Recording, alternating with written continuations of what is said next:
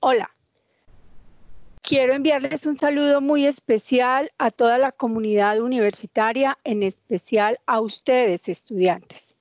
Espero que se encuentren bien de salud junto con sus familias.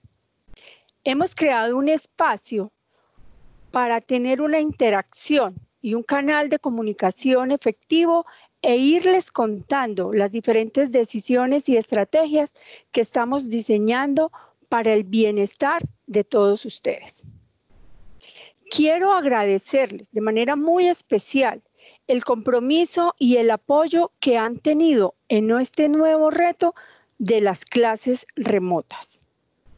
Ustedes son muy importantes y han sido una clave esencial para mantener la universidad viva. Les quiero dar unos datos para que puedan tener una imagen del impacto que estamos teniendo con el compromiso de ustedes. El martes 7 de abril, en la Semana Santa, en nuestros portales y en nuestro campus virtual tuvimos unos impactos alrededor o visitas alrededor de 18,000.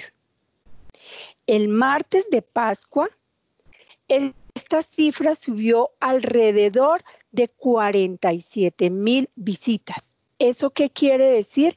Que ustedes están haciendo un esfuerzo importante y que han acogido las diferentes estrategias que se han desarrollado en esta institución para darles el servicio académico. También quiero contarles que estamos estructurando un tablero de control y personalmente le hago monitoreo a las solicitudes que hacen ustedes, los profesores y nuestro personal administrativo por cada uno de los campus. Pero en este tablero de control también puedo identificar las veces que los profesores ingresan a los diferentes servicios de las plataformas, Campus Virtual o Teams, y podemos identificar también aquellas personas que no están ingresando. Esto con el fin de caracterizar y poder dar unas soluciones asertivas a las necesidades que se van teniendo en cada uno de los campos. También periódicamente tengo una interacción con los directores de campus, subdirectores y con todo el equipo administrativo que me permite conocer qué está pasando en cada una de las sedes y sobre todo mapear las necesidades de ustedes. Por eso, las diferentes decisiones que hemos venido tomando, el acompañamiento permanente de la vicerrectora académica ha sido producto de toda la información que hemos recibido de las diferentes sedes y que ustedes han tenido la gentileza de hacernos llegar. Sé que hay muchos aspectos que debemos mejorar. Sé que hay otras acciones que debemos emprender, pero entiendo y sé que ustedes nos han apoyado, que ha sido un proceso de transición, pero lo hemos logrado. Tenemos algunos resultados también que les quiero contar. Microsoft nos declaró caso de éxito para América Latina, entre las 10 instituciones de educación superior que más usamos Teams. Eso quiere decir que el compromiso de todos se ve reflejado en los diferentes resultados que tenemos. Hoy tengo un invitado especial, al doctor Manuel Unigarro, director de gestión de programas a nivel nacional. Manuel es nuestro creador del modelo educativo y Manuel ha venido haciendo un trabajo arduo con todos los académicos para poder dar lineamientos en lo que tiene que estar relacionado, con el uso de las tecnologías en educación y en especial para hacer realidad nuestro modelo. Hemos trabajado 4 consignas muy importantes. 1, la calidad. 2, hacer evidente nuestro modelo educativo. 3, cumplir las normas. 4, la sostenibilidad de nuestra institución. Y por eso todas las iniciativas que hemos diseñado están orientados al buen servicio académico hacia ustedes. Manuel, buen día.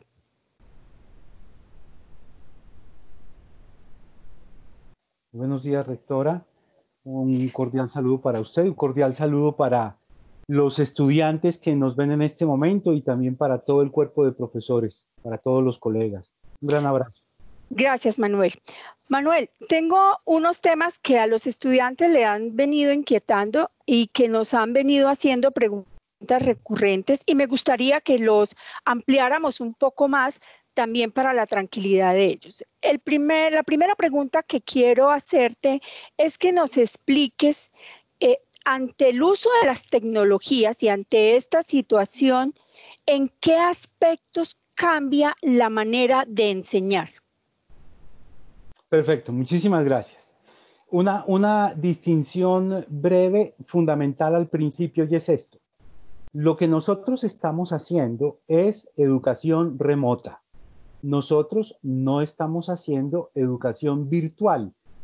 Utilizamos algunas tecnologías y algunas herramientas que también se usan en lo virtual, pero eso no significa que hagamos educación virtual. La educación virtual tiene unas dinámicas muy distintas y unos procesos de preparación un poco más extensos y complejos. Con la contingencia, nosotros tenemos que pasar a hacer educación remota, utilizar algunas herramientas que utiliza lo virtual, pero eso no nos convierte en educación virtual. Simplemente hacemos educación remota. Quiero dejar eso claro, rectora, en primer lugar, para todos ustedes estudiantes y para todos colegas, porque a veces ese concepto se confunde y no es lo mismo. Lo segundo es esto. Cuando el profesor está en el salón de clase, por ejemplo, tiene la posibilidad, mientras imparte su clase, de caminar, de moverse de un lado a otro, de hacer algún dibujo en el pizarrón, en fin. El solo hecho de caminar hace que los estudiantes tengan que girar su cuello. Y el solo hecho de que el estudiante tenga que girar su cuello para seguir al profesor en la clase permite que el estudiante se concentre. Esa es solo una cuestión elemental para ejemplificar los cambios que suceden en la manera de enseñar cuando pasamos de lo presencial a lo remoto. En la educación remota no hay movimiento. En la educación remota sucede lo que está sucediendo en este momento, que yo miro al monitor, miro a la pantalla y empiezo a hablar a la pantalla. Si yo pretendo dictar una clase mirando 2 horas fijamente a la pantalla y espero que mis estudiantes miren fijamente 2 horas a la pantalla, lo más seguro es que a los 15 minutos tenga a mucha gente dormida, porque no se gana atención, sino que el estar fijo pierde la atención. Entonces, ¿qué pasa? No es posible en este modelo, por ejemplo, dictar una clase como se dicta tradicionalmente. ¿Qué hay que hacer? Lo que hay que hacer ahora, y para eso hemos hecho una guía para los profesores, lo que tenemos que hacer ahora es no extendernos en una gran explicación, sino al principio explicarles a nuestros estudiantes cuál es el contexto del tema que voy a enseñar. El tema que les voy a enseñar, en qué contexto se da, para qué sirve, cuál es la utilidad de ese tema, cuáles son los conceptos básicos, los conceptos claves, si existe alguna teoría que deban contemplar y algunos autores. Digamos que la clase termina siendo una introducción y una contextualización del tema. Inmediatamente después, el profesor ha de orientar a los estudiantes en qué deben hacer, qué deben buscar, qué deben leer, qué fuentes deben consultar, qué ejercicios deben realizar. De tal manera que el estudiante termina la sesión de clase, que seguramente no durará 2 horas, sino un poquitín menos, y el estudiante puede ir a hacer su trabajo independiente. ¿Qué es fundamental que tengamos en cuenta? Si, por ejemplo, el curso dura 2 créditos, es de 2 créditos, significa, 2 créditos significa, en términos generales, que el estudiante debe dedicarle semanalmente a ese curso 4 horas de estudio independiente. Eso es básicamente lo que significa 2 créditos, que tiene que dedicarle el estudiante de manera independiente 4 horas. Lo que ha de hacer el profesor entonces es plantearle al estudiante el trabajo de esa semana que ha de hacer durante esas 4 horas. En la clase siguiente, el profesor retoma, revisa con sus estudiantes, conversa cómo les fue, qué encontraron, qué no encontraron, qué no han logrado comprender claramente, cuáles son las mayores dificultades, y entonces el profesor en ese proceso de socialización, ahí sí en vivo y en directo, va clarificando las cosas que a sus estudiantes requieran. Y después vuelve, contextualiza el nuevo tema, plantea los nuevos retos y les deja el trabajo para las 4 horas siguientes durante esa semana. Eso es lo que cambia.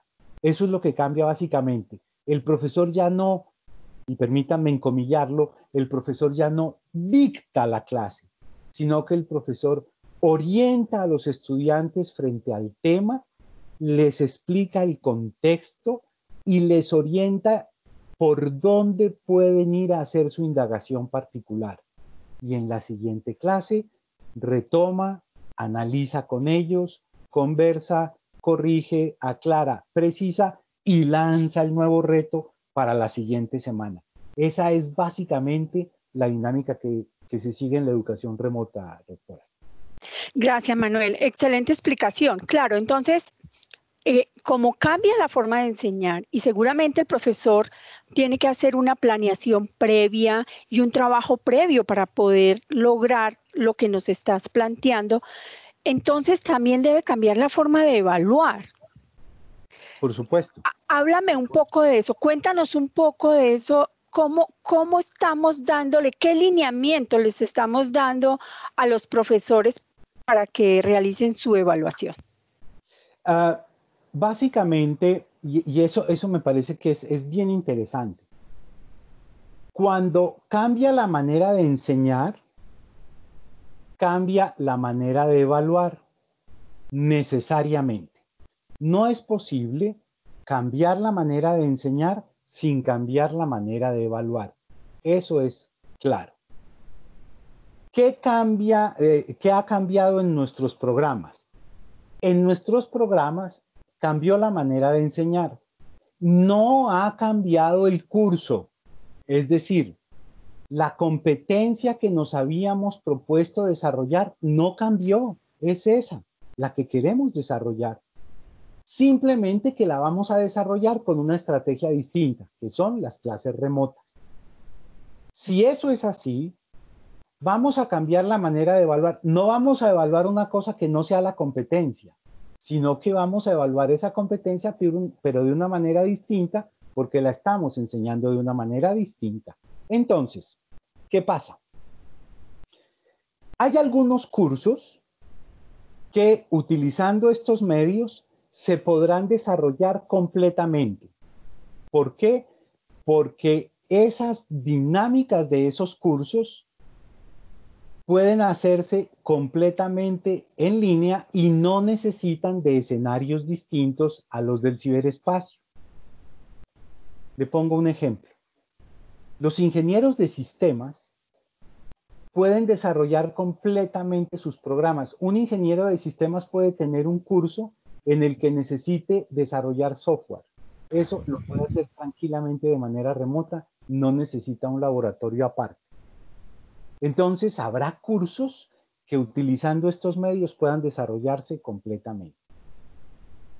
Segundo, habrá algunos cursos en los que necesariamente haya algún componente que necesita un espacio distinto al ciberespacio. Un laboratorio, una salida de campo, y eso es irreemplazable. Esos cursos necesariamente, o con esos cursos necesariamente, vamos a tener que esperar que termine la contingencia para que una vez terminada la contingencia se pueda hacer eso. Y habrá otros cursos que definitivamente no se puedan continuar porque todo su desarrollo se hace en un campo distinto y exige un campo un campo concreto y específico. Entonces, en los primeros cursos puedo generar todo el proceso de evaluación. En los cursos que no puedo terminar, debo generar el proceso de evaluación hasta donde pueda evaluarlo. Le voy a plantear, si yo tengo conocimientos, actitudes y habilidades, en algunos cursos podré evaluar conocimientos y actitudes y me quedará faltando el componente de habilidades que tendré que evaluarlo al final. Y a otros cursos necesariamente habrá que esperar que la contingencia termine.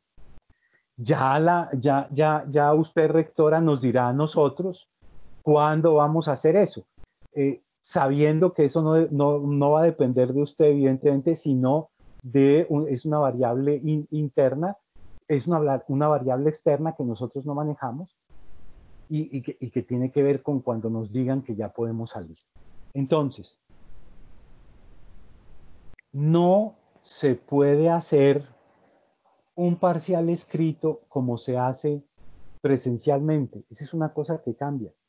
En educación remota, yo no puedo evaluar con parciales escritos como se hace presencialmente. En educación remota, mucho de la evaluación es asincrónico, no sincrónico, sino asincrónico. Hemos dicho que esto no es educación virtual, pero que hay elementos de virtualidad que se involucran en lo remoto. Si ustedes miran en lo virtual, nunca hay allí evaluaciones sincrónicas. Son evaluaciones asincrónicas. ¿Eso qué significa, rectora, colegas y estudiantes? Significa que yo no puedo hacer actividades de evaluación que empiezan ahora a las 8 de la mañana y terminan a las 9 y yo los estoy viendo por la cámara. Eso es imposible. Sí. Significa que yo les voy a plantear a ustedes otro tipo de eventos de evaluación. Significa que les puedo pedir un mapa conceptual. Significa que les puedo pedir una explicación soportada en una presentación de PowerPoint. Significa que les puedo pedir un informe. Significa que les puedo pedir un ensayo. Significa que les puedo pedir un póster. Significa que les puedo pedir el desarrollo de un laboratorio virtual, porque hay laboratorios virtuales. Significa que les puedo pedir que me entreguen el desarrollo de alguna cuestión particular que me permita la disciplina o la carrera. No hay evaluación sincrónica, eso es muy complejo y eso tenemos que tenerlo muy presentes todos los profesores.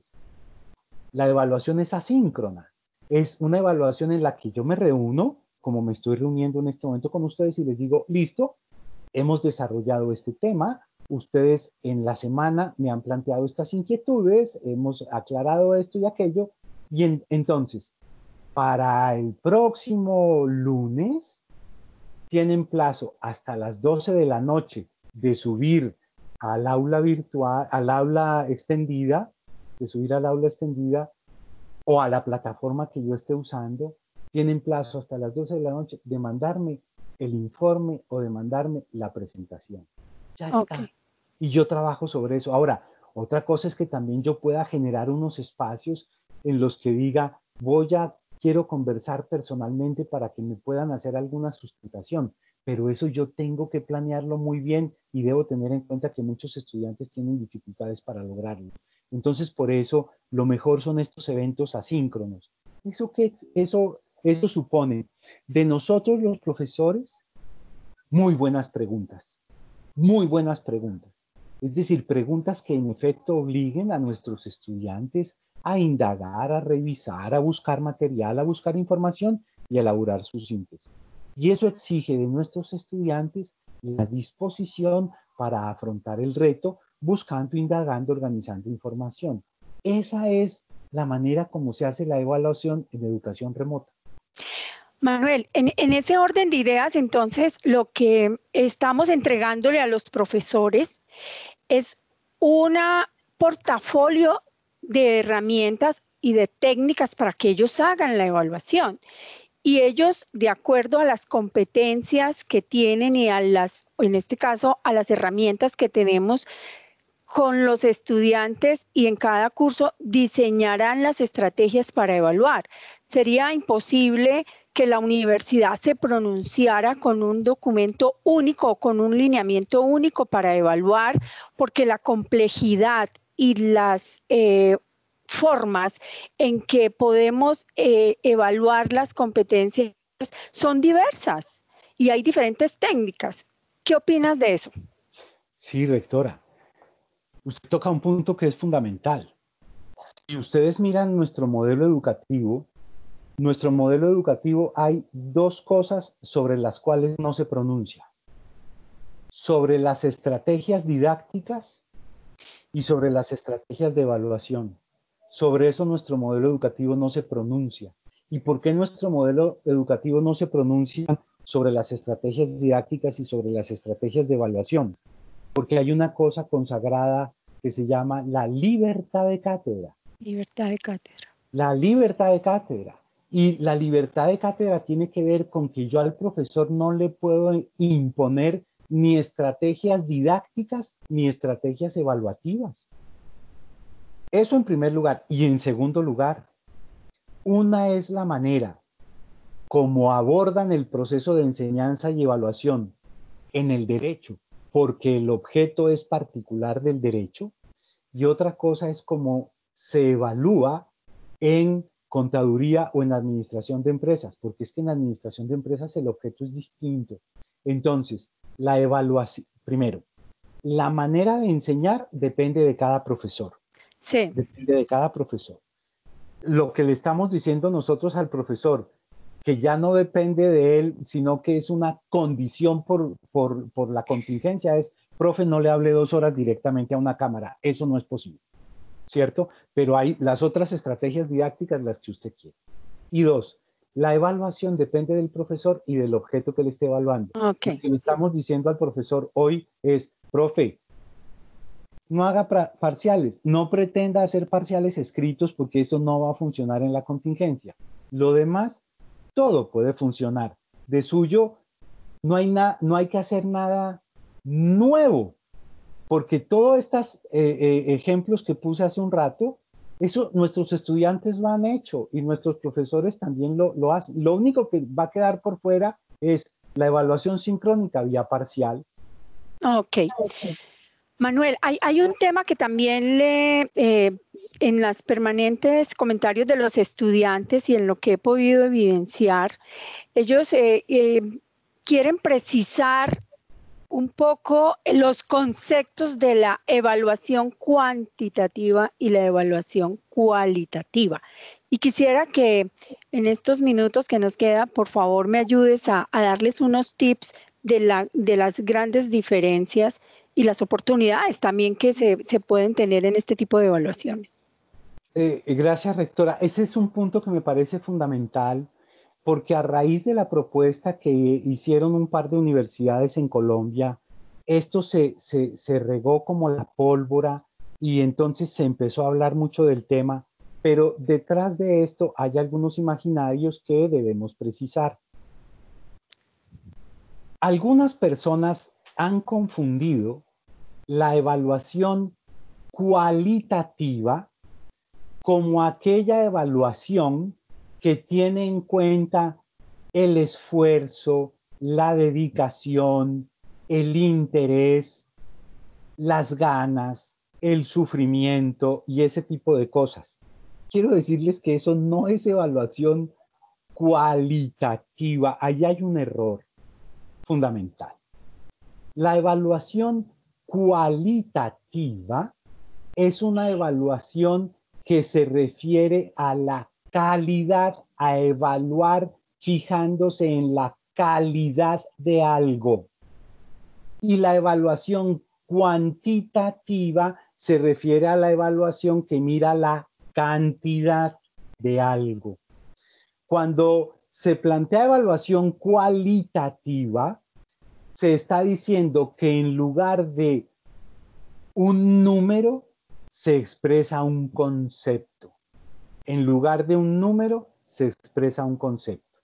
Nosotros en la universidad tenemos que usamos calificación cuantitativa, es decir, numérica, pero una cosa bien importante, rectora, en nuestro modelo, los números significan una cualidad. En nuestro modelo, las cantidades significan unas cualidades. Por esa razón, cuando nosotros trabajamos la taxonomía solo, entendemos que unos números indican que el estudiante es uniestructural, que otros números indican que es multiestructural, es decir, que tiene la cualidad de multiestructural, que otros números significan que tienen la cualidad de relacional y que otros números indican que están en el nivel o tienen la cualidad de abstracto ampliado.